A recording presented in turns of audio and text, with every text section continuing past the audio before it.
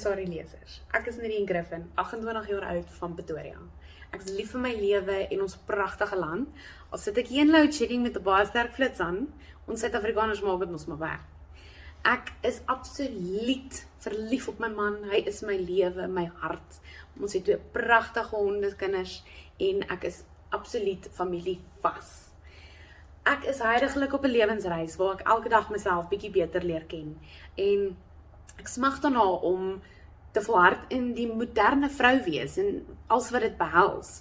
En ek besef dat soveel vrouens vra te gereeld, is ek genoeg? En jy van gister het so hard gewerk en jy van vandag het soveel battles oorkom.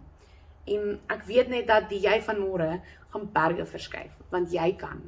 If you can think it, you can do it, and I live by that.